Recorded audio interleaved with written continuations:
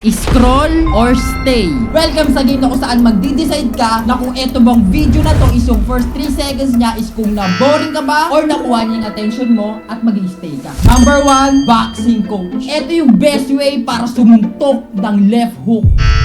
Pagkatapos ko manahal ng 22 fights at yung 20 doon is na-knockout ko, confident ako na sabihin na ito yung best way para sumuntok ng left hook.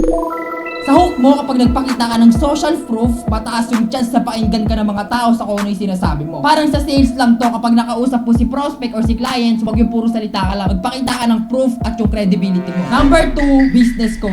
Whale clients versus sardines client. Sa hook na to, mas mapapa-stay mo yung viewers mo kasi nagpapakita ng visual image sa kung ano yung marireceive ng viewers mo at dun sa text hook mo na fit dun sa visual image mo. At short lang siya. Mas maikli yung text hook mo, direct to the point, concise. Andun lang lahat ng mga importanteng kailangan sabihin, mas better na magpe-perform yung video content mo. Comment round 2 kung gusto mo ng information para ganito. Number 3, online tutor. Ang hirap gawin na Pythagorean theorem sa exam mo.